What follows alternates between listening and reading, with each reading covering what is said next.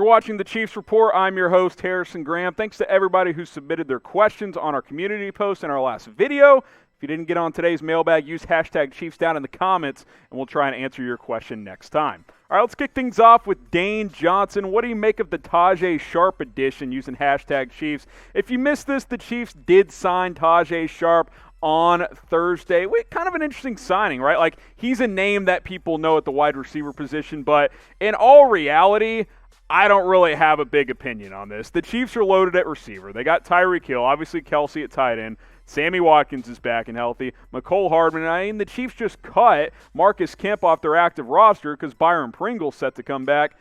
You bring him into the practice squad, you see what he's got, okay, but what, he's your number 5 receiver maybe? I don't really have a strong opinion on this, and quite frankly, I'm kind of surprised if they do end up promoting him to the active roster. Why not just keep a guy like Marcus Kemp, who you know in your system, who's younger, who has some upside? Who's Tajae Sharpe at this point? Like, I don't have a strong opinion, but yeah, he's going to be on the practice squad apparently. If you're a part of Chiefs Kingdom, subscribe to the channel. Appreciate everybody who subbed already. We crossed 11,000 subs recently. We launched earlier, I believe in January full-time, and we're continuing to grow this channel. It's going to be a fun rest of the season as the Chiefs chase another Super Bowl, so join the movement and hit that subscribe button. I want to grow Chiefs Kingdom here on the Chiefs Report, so go ahead and subscribe today. Collins next up here using hashtag Chiefs. How many all-pro players will we have this year? I think 4. I wish you would have told me which 4 you think. If I had to guess which 4 you're talking about, I'm going to guess Patrick Mahomes, Tyreek Hill, Travis Kelce, and maybe Tyrann Mathieu. I think Mahomes, Hill, and Kelce are locks because Kelce, I mean, he could break his leg on Sunday. I hope that doesn't happen. And he's easily going to be first-team All-Pro for tight ends. Tyreek Hill is going to make it as a receiver. And Patrick Mahomes, even if they give it to Aaron Rodgers for first team, he's going to be second team. So those 3 are first-team All-Pros. They're locks. Tyrann Mathieu's kind of been up and down, but he does have 6 interceptions this year. Big-time leader, and he's a big name, which gets a lot of those votes half the time anyway. So I think he would be the next guy up. Sneaky All-Pro candidate, Tommy Townsend's a pretty damn good punter, guys. He's really, really good. Obviously, no Mitchell Schwartz this year. I don't think anyone after that. I do think it's going to be 3, maybe 4 guys All-Pro. Bunch of Pro Bowl caliber guys, but All-Pro is pretty tough.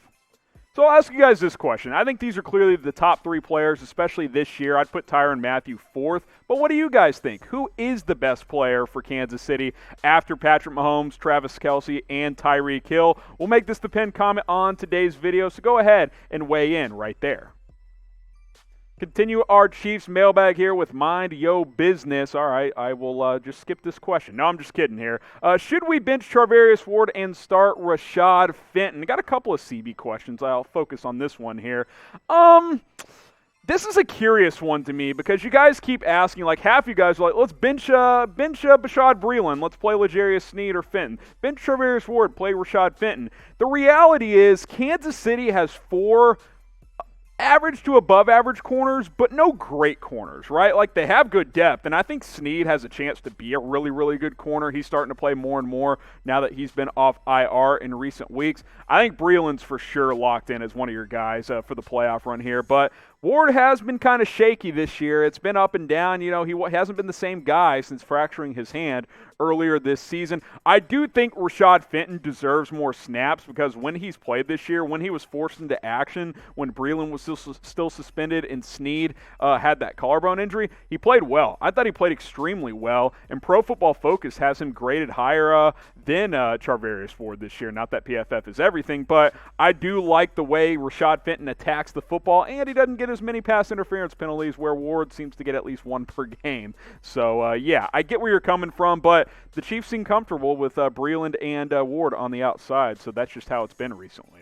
So rank the Chiefs corners. Like I said, I think they have 4 average to above average corners. No great ones, but no bad ones either. Rank them 1 to 4. Breeland, Sneed, Ward, and Fenton. Go ahead and power rank them for me. I'll put Breeland 1, Sneed 2, Fenton 3, Ward 4, but I think 2 through 4 could go any direction. Like I said, they're all fairly similar. None of them are great, but they're all serviceable and do just good enough. So go ahead and rank them for me from 1 to 4. Get going with our sports betting partner, BetUS, at chatsports.com/ChiefsBet. You can use that promo code Chiefs125 to get that 125% deposit bonus. That code's for you Chiefs fans only, so keep that in mind. If you want to bet on the Chiefs game this weekend, you can do that. You can bet on MVP odds, all of that good stuff. Get in this week for Patrick Mahomes on the MVP odds because Aaron Rodgers is closing is closing the gap a little bit, which means the money could be a little bit better this week than it was last week if you put money on Mahomes. Chatsports.com/ChiefsBet. Use that promo code Chiefs125. Small Wing Wang, always a loyal watcher here on the show. #Chiefs. Should they extend Tyrann Mathieu's contract and restructure Frank Clark's contract? We'll talk briefly on Mathieu. I think you could extend him and lower his cap hit for next year. He's certainly a guy I would like to have for a couple of more years as he is set to enter free agency after next season. Clark is the talking point, though, here and has been in recent weeks. Now, we did have a sack last week, played better, but his contract is bad. Frank Clark does not have a good contract. He's a good player, but he's paid to be a superstar. Not a superstar. He was above average last year. He's been pretty average this year. I think he's got 5 sacks in 13 games. That's not really what you're looking for out of a $100 million player. Chris Jones hadn't been a ton better either, so quite frankly, he's been overpaid this year, but he's got a more proven track record than Clark. Hopefully he can get back on track, but I don't know what the Chiefs can really do with this contract. If they keep restructuring it, it's just going to push off how much you're going to have to pay him later. So we talked about it on a recent video. I think the more likely scenario is he plays for the Chiefs next year, and then they cut him because the dead cap decreases a ton after 2021. So grade Frank Clark's play this season, A, B, C, D, or F. I'll give him a C. He's been passable, but he's not elite, not at this point. And 2 years in a row of, not great play. He was awesome in the playoffs last year. If you get that again come playoff time, he's kind of like the Sammy Watkins of the defense. He's overpaid based on what he gives you in the regular season, but he shows up in the playoffs, so let's see if he can do it again this year. But regular season-wise, got to give him a C. Naveen Sports Quarter here, #Chiefs. When watching the Miami game, the run game and the defense altogether look stronger with Willie Gay on the field for snaps. Why is Ben Niemann getting more snaps than Willie Gay? The Willie Gay conundrum is like one of the more interesting and bizarre developments of this season, right? Because you drafted him in the second round, and it was clear you needed linebacker help. And when a guy like Damian Wilson is inactive like he was last week, you're like, oh, okay, Willie Gay, who's played some this year but not a ton for whatever reason, this is his time to get 50, 60 snaps here and ball out. Played 17 snaps. I don't get it. They like Ben Niemann for some reason. Willie Gay needs to start. Every time he gets on the field and plays, he makes something happen. You can tell he's got the most ability out of any linebacker they have.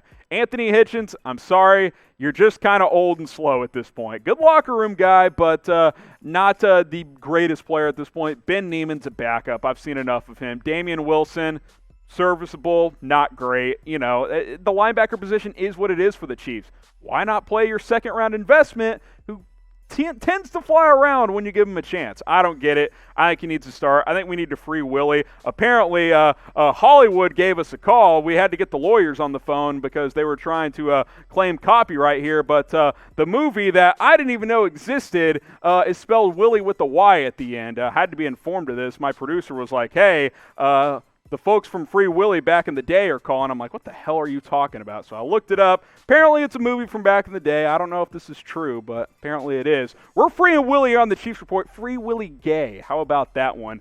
I-E at the end. That's the way you should spell it. That's how Willie Gay spells it. So #Free Willie. Go ahead and spam it in the comments.